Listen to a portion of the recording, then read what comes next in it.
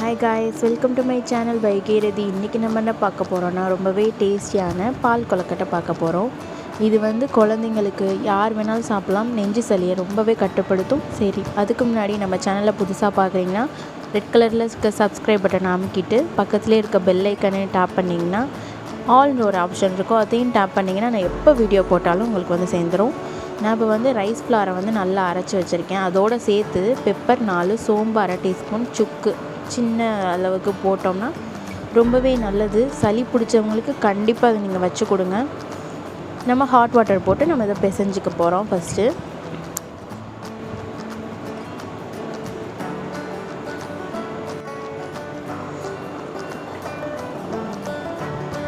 நல்லா பிசைஞ்சாச்சு. இந்த மாதிரி கொழுக்கட்டை ஷேப்பில் நம்ம பண்ண போகிறோம். நம்ம பால் பாயசம் செய்கிறப்போ பெருசாக நம்ம உருட்டி போடக்கூடாது. ஏன்னா அது மேக்ஸிமம் வேகாமல் இருக்கும்.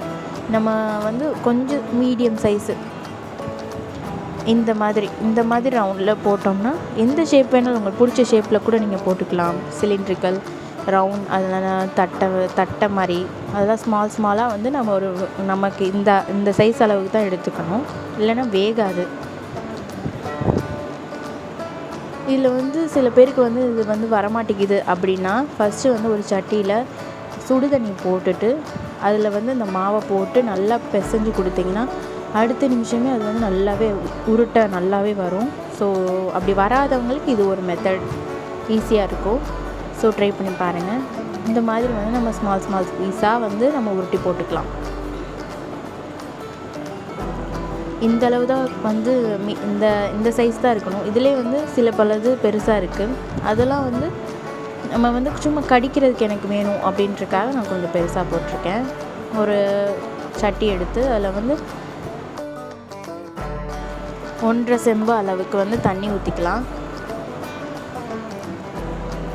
தண்ணி ஊற்றிட்டு 300 கிராம் அளவு ஜாகரி எடுக்கிறோம். அதாவது 400 கிராம் மாவுக்கு நம்ம 300 கிராம் கருப்பட்டி எடுத்துக்கலாம்.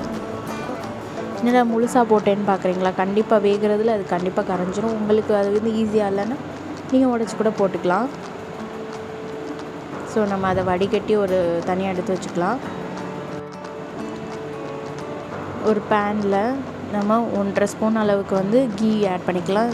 இது ஹோம்மேட் கீ தான். ஸோ அது நல்லா மெல்ட் ஆகட்டும். எதுக்கு நம்ம நெய் சேர்க்குறோம்னா அந்த நெஞ்சில் இருக்கிற அந்த சளியை அது அப்படியே உருட்டி கொண்டு வந்துடும். ஸோ நம்ம அந்த ஸ்பைசஸ் எடுத்து வச்சுருக்கோம் இல்லையா, பட்டை, கிராம்பு, ஏலக்காய், ரெண்டு எல்லாத்துலேயும் ரெண்டு சோம்பு மட்டும் 1/2 ஸ்பூன் மட்டும் போட்டு அதையும் நல்லா நெய்யில் வறுத்துக்கோங்க. அப்புறம் கேஷ்யூஸ், குழந்தைங்களுக்கு கொடுக்குறனால கேஷ்யூஸ் இருந்தால் நல்லாவே சாப்பிடுவாங்க. ஆல்மண்ட் கூட போட்டுக்கலாம், என்ன நட்ஸ் வேணாலும் போட்டுக்கலாம்.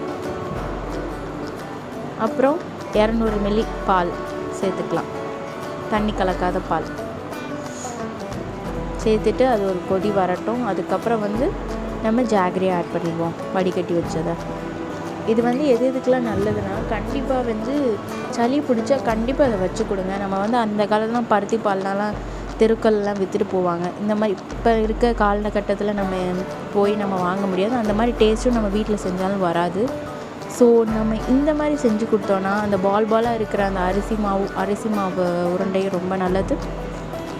அப்புறம் நம்ம இதில் போட்டிருக்க ஸ்பைசஸ்லாம் ரொம்பவே நல்லாயிருக்கும். நம்ம சுக்கு இதெல்லாம் போட்டிருக்கனால ரொம்பவே சளியை கட்டுப்படுத்தும். அதுவும் சில பேருக்கு நெஞ்சில் சளி இருக்கும் அப்படின்னு சொல்லுவாங்க, அதுவும் கட்டுப்படுத்திடும். கொஞ்சோன்னு உப்பு போட்டுக்கலாம். ஏன்னா ஸ்வீட் செய்யும் போது நம்ம லைட்டாக உப்பு போட்டுக்கணும். இப்போ செஞ்ச அந்த உருண்டையை நம்ம ஆட் பண்ணிக்கலாம். ஆட் பண்ணிவிட்டு அப்பப்போ கலரி கொடுங்க, இல்லைன்னா அடி பிடிச்சிரும். நல்லா அது குக் ஆயிடுச்சு. இறக்க போகிறதுக்கு கொஞ்சம் நேரத்துக்கு முன்னாடி நம்ம தேங்காவை துருவி அதில் போட்டுடணும். அது கொதி வந்துச்சு. இப்போ இறக்கி மேலாப்பில் நம்ம நெய் அப்புறம் தேங்காய் துருவல் போட்டு குழந்தைங்களுக்கு கொடுத்தோன்னா கண்டிப்பாக நல்லாவே சாப்பிடுவாங்க. இது குழந்தைங்களுக்கு மட்டும் இல்லை, பெரியவங்களுக்கும் சாப்பிட்லாம். கண்டிப்பாக அது நீங்கள் ட்ரை பண்ணி பாருங்கள். உங்களுக்கும் இந்த ரெசிபி பிடிச்சிருக்குன்னு நினைக்கிறேன். ஸோ உங்களுக்கு பிடிச்சிருந்தா லைக் பண்ணுங்கள், ஷேர் பண்ணுங்கள், கமெண்ட் பண்ணுங்கள், மறக்காமல் சப்ஸ்கிரைப் பண்ணிடுங்க அண்ட் எங்கள் சேனலை சப்போர்ட் பண்ணுங்கள். தேங்க்யூ ஃபார் வாட்சிங் மை வீடியோ. பாய்.